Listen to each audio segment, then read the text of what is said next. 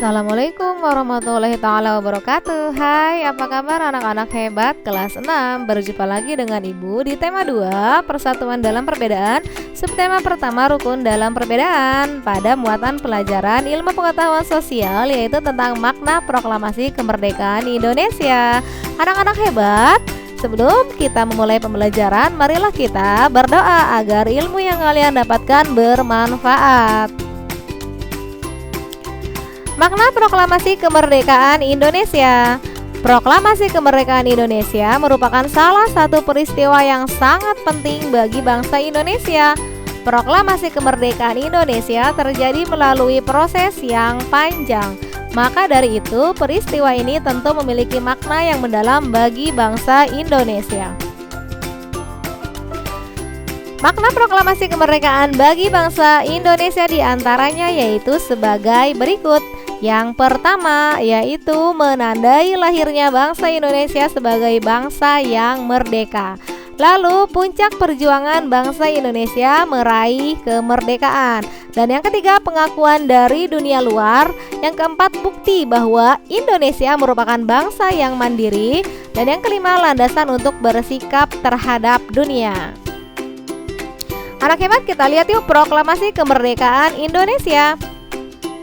Pada tahun 1945, Indonesia masih dijajah oleh Jepang dan Jepang berperan melawan sekutu. Pada tanggal 6 Agustus 1945, kota yang ada di Jepang yaitu bernama Hiroshima, dan 9 Agustus 1945, kota Nagasaki yang ada di Jepang dibom atom oleh sekutu.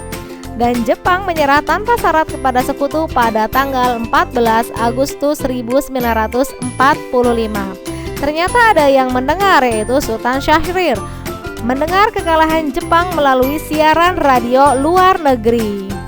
Kemudian Sultan Syahrir dan golongan muda mendesak Insinyur Soekarno dan Dr. Andes Muhammad Hatta untuk memproklamasikan kemerdekaan Indonesia. Dan Insinyur Soekarno dan Dr. Andes Muhammad Hatta menolak ajakan tersebut. Tokoh-tokoh golongan muda akhirnya pada tanggal 16 Agustus 1945 membawa Insinyur Soekarno dan Dr. Andes Muhammad Hatta ke Rengas Dengklok di Karawang untuk menjauhkan beliau dari pengaruh Jepang. Dan inilah tempat yang digunakan untuk pengasingan Insinyur Soekarno dan Dr. Andes Muhammad Hatta yang dikenal dengan peristiwa Rengas Dengklok. Lalu ini dia perumusan teks proklamasi. Yang pertama, tempatnya yaitu di rumahnya Laksamana Tadasi Maeda di Jalan Imam Bonjol nomor 1 Jakarta. Dan penyusun teks proklamasi yaitu ada 3 tokoh. Yang pertama Insinyur Soekarno, lalu Dr. Andes Muhammad Hatta, dan Dr. Ahmad Subarjo. Kemudian pengetik teks proklamasi yaitu Sayuti Melik. Tokoh yang hadir dalam perumusan teks proklamasi adalah B.M. Dia, Sayuti Melik, Sukarni, dan Sudiro. Sukarni mengusulkan agar yang menandatangani teks proklamasi adalah Insinyur Soekarno dan Dr. Andes Muhammad Hatta atas nama bangsa Indonesia. Lalu sekarang proklamasi kemerdekaan Republik Indonesia, yaitu yang pertama, tempatnya di kediaman Soekarno, yaitu di Jalan Pegangsaan Timur nomor 56 Jakarta. Kemudian waktunya yaitu pada hari Jumat tanggal 17 Agustus 1945 pada pukul 10 waktu Indonesia Barat. Dan penjahit benderanya yaitu Ibu Fatmawati, seorang istri dari Insinyur Soekarno. Sedangkan pengibar benderanya yaitu Latif Hendraningrat dan Suhud. Kemudian kita akan belajar tentang tokoh-tokoh yang berperan dalam proklamasi kemerdekaan Indonesia. Yang pertama ada Insinyur Soekarno. Beliau ditetapkan sebagai pahlawan proklamator dengan sapaan akrabnya Bung Karno. Lahir di Blitar 6 Juni 1901. Perannya dalam proklamasi kemerdekaan Indonesia yaitu yang pertama penyusun teks proklamasi, dan yang kedua menandatangani teks proklamasi, Yang ketiga, sebagai seorang yang pembaca teks proklamasi dan Presiden pertama Republik Indonesia. Tokoh yang kedua yaitu Dr. Andes Muhammad Hatta. Ditetapkan sebagai pahlawan proklamator seperti halnya Bung Karno. Panggilan akrabnya adalah Bung Hatta. Lahir di Bukit Tinggi, Sumatera Barat, tanggal 12 Agustus 1902. Perannya dalam proklamasi kemerdekaan Indonesia adalah yang pertama penyusun teks proklamasi, lalu yang kedua menandatangani teks proklamasi bersama Insinyur Soekarno, dan dia merupakan wakil presiden pertama di Indonesia. Tokoh selanjutnya yaitu Ahmad Subarjo. Beliau merupakan golongan tua pada saat menjelang proklamasi kemerdekaan Indonesia. Ia aktif dalam perjuangan pergerakan nasional. Lahir di Karawang, Jawa Barat, tanggal 23 Maret 1896. Perannya dalam proklamasi kemerdekaan Indonesia yaitu ikut menyusun konsep teks proklamasi bersama Insinyur Soekarno dan Dr. Andes Muhammad Hatta. Beliau adalah Menteri Luar Negeri Indonesia yang pertama. Tokoh selanjutnya yaitu Laksamana Tadashi Maeda. Seorang perwira Angkatan Laut Jepang dengan jabatan Wakil Komandan Angkatan Laut Jepang di Jakarta.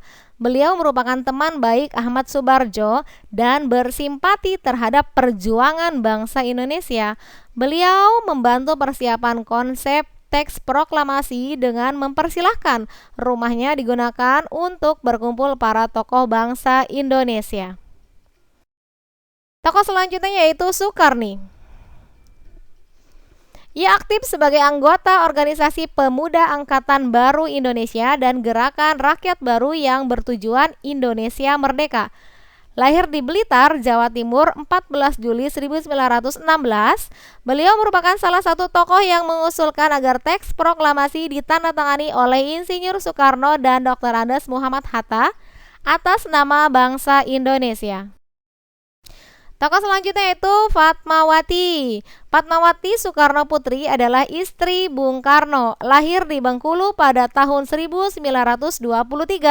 Beliau merupakan salah satu tokoh yang menjahit bendera pusaka, yaitu bendera merah putih yang dikibarkan ketika proklamasi kemerdekaan Indonesia. Selanjutnya yaitu Sayuti Melik. Beliau merupakan salah satu tokoh yang mengetik naskah proklamasi setelah ia sempurnakan dari tulisan tangan Bung Karno. Tokoh selanjutnya adalah Latif Hendraningrat, yaitu seorang pejuang kemerdekaan pada masa pendudukan Jepang menjadi anggota PETA pembela tanah air. Beliau adalah pengibar bendera merah putih pada tanggal 17 Agustus 1945. Latif merupakan salah satu golongan muda yang menculik Insinyur Soekarno dan Dr. Andes Muhammad Hatta ke Rengas Dengklok. Tokoh selanjutnya yaitu Wikana. Beliau merupakan wakil dari golongan muda yang menghadap Insinyur Soekarno bersama Darwis untuk menyampaikan hasil rapat para pemuda Indonesia di Gedung Bakteriologi. Beliau juga ikut mengusulkan agar proklamasi diadakan di Jakarta. Itulah tokoh-tokoh yang berperan dalam proklamasi kemerdekaan Indonesia. Terima kasih telah menonton video pembelajaran dari Ibu. Selamat belajar dan selalu tetap jaga kesehatan. Sampai jumpa lagi dengan Ibu Dian Lestari. Assalamualaikum warahmatullahi wabarakatuh.